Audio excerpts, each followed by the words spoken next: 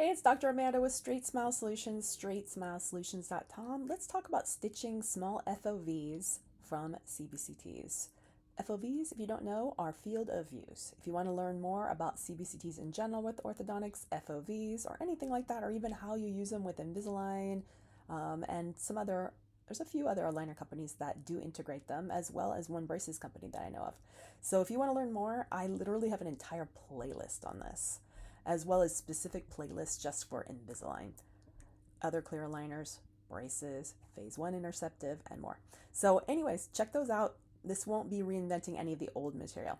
So it is getting to be more standard. I'd say standard of care is pretty much in the US using a CBCT on cases that need it and not using it probably on cases that don't. There is also content on that. So you can check that out. We even have an entire playlist now just for lawsuits and liability in orthodontics. My goodness. So yeah, I mean, if it's a case that needs it, you kind of got to find a way to do it. And if you don't have the technology, and to be honest, we don't have one in our offices. I don't think any of our offices do. I think we're going to get one at one of them. But most of them, I mean, at least where we are, all the places are, my husband's offices are all extremely, I would say, expensive areas, like Honolulu, areas of California, where real estate is really expensive and square footage is about as high as it gets, except for New York City. And, depending on the Dental Practice Act and what the laws are in your state, sometimes it's not worth giving up all that space for a CBCT, especially if there are places that you can send them to get it. So all the places where we have offices, there are centers where you can get CBCTs, and they're affordable and they're convenient. They're like in shopping centers and other stuff, and it's just not a big deal. It's never, honestly, almost never been an issue. And when you compare giving up like massive amounts of space where you could have an op, versus also you got the liabilities of the CBCT. I'll be honest, if you have a big FOV, you're responsible for whatever you take, even if that's not your, not your space. Orthodontists have to read other stuff, even if it's cardiac and other stuff. And I know that's kind of ridiculous because I'm sure I was listening to one of those doc podcasts, which I've been reviewing lately, which have been great. And Mike DeLuke was talking about, and he's not wrong.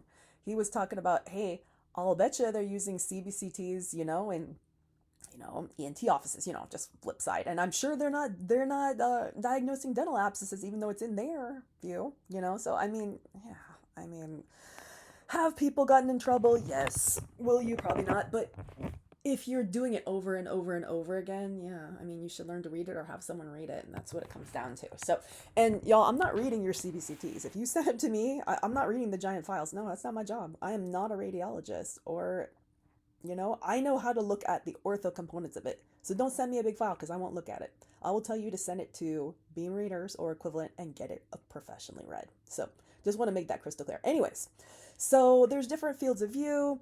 Obviously, an endodontist is going to have a tiny field of view because they're just doing one tooth at a time, right? So it really just depends on what you're doing and what you're using it for.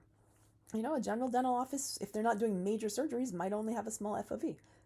Okay, but if you're doing ortho, you're gonna have to figure out a way to get a bigger one. That's what it comes down to. Or you're not gonna be able to take all the cases.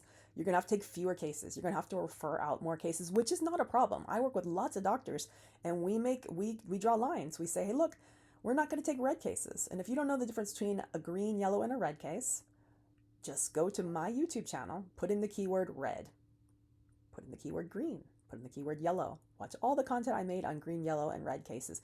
It's no different than a mild, moderate, or severe case. I kind of just made up my own version of that so that you guys know what buckets they're in and you can stay away from certain buckets. You shouldn't be taking red cases anyways, in my opinion, unless you're extremely experienced and you've done like hundreds of cases already.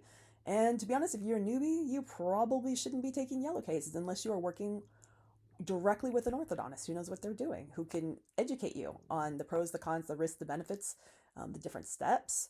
If you're taking a lot of courses and you have a lot of mentors, maybe you can take a yellow case. That's fine.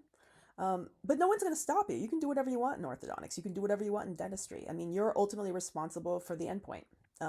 You're responsible if you took the case. So work with an orthodontist on your first 30, 40, 50, 100 cases. I don't care if it's me, someone else. I don't care, but you should do it. Just because that way you know the risks, you know the benefits, you know the alternatives, you know if you want to take that case or not. It's all about educating on how the case is going to go.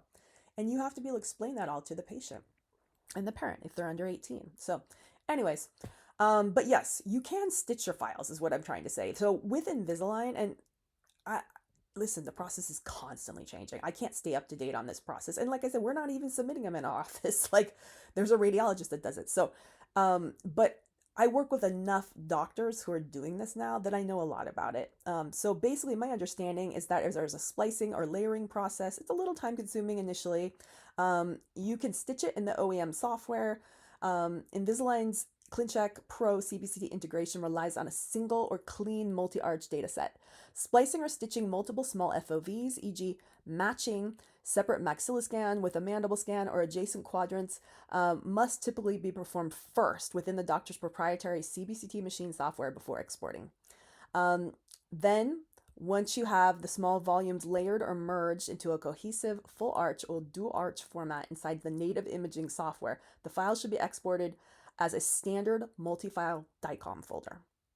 Okay, you probably know what most of that means. And then once you have that, you can upload it into the Clincheck. Under the Scans and Impressions tab, check the CBCT section box to merge, to upload the merged DICOM files. You'll see that. It's right near the x-rays. That part's easy. I just checked the box. So if you need help or live CBCT assistance, everyone I know that has done this has always needed a help the first 1, 2, 3 to 5 times. And that's not something I can help you with. There's stuff you have to do in your office, and there's stuff you have to do with Invisalign. And yeah, the first couple times it's going to be a little bit janky, okay? So give yourself some time, give yourself some patience. There's some YouTube videos on, there's a lot of stuff, but ultimately I would just call Align Technology. They're to help you. Now, maybe your rep, if they come into the office, may know how to do it. Most of them don't. So there is a direct customer care phone number. According to what I found, it's 1-888-822-5446. Have the doctor follow the prompts for Clin Check software support and digital integration. The customer care team will transfer them directly to digital integration specialist who deals with CBCT mapping. Okay. You can also contact through an email to customersupport@aligntech.com with a specific case ID requesting technical review of the CBCT file compatibility. I know some people who have done that and they said it wasn't that helpful. So I think the phone is the best thing. They said you can also go through the IDS or Invisalign doctor site, use the integrated support contact us portal directly on the dashboard to request a callback from clinical specialists or a tech advisor regarding Clin Check Pro roots and bone visualization. So yeah, I mean, either you call them directly or you call them and they call you back. And I think there's also an option to make an appointment, but that is what I found. So hopefully that'll help you. Once you get this going, you can take much harder cases if you choose to, or you can just work them up and learn how to do it. Even if you end up still referring them out, working them up is how you learn. So I encourage you guys to work up every case, not sell every case first and then work it up. That will never work out. I can warn you about that. You have to work them all up, explain the risk, benefits, and alternatives to the patient, not sell it. You educate them, you show them how it's going to work. You talk about the pros and cons and what will happen if they don't. Talk about disease, what's going to happen if they don't do it now. The whole attrition, abfraction, everything, Perio, everything that could get worse and changes over time. What's going to happen if you don't do this ortho? You have to open your Miss Cleo, your crystal ball, and know what's going to happen. And you should be able to know how to do that. And you will over time know how to do that. Now, if you start doing this is the best part. Maybe you won't sell, maybe 75% of your cases won't sell, maybe only 20%. I don't know how many's going to sell. It's not going to be a ton to begin with because your confidence isn't up yet. It's going to take a while for you to learn to talk like me. I'm not talking like me because I'm special or I'm smarter than you. I'm talking like me because I've been doing this for almost 2.5 decades. So I've been doing this for a while. I am very confident in my orthodontic knowledge. Very confident. So, very confident. So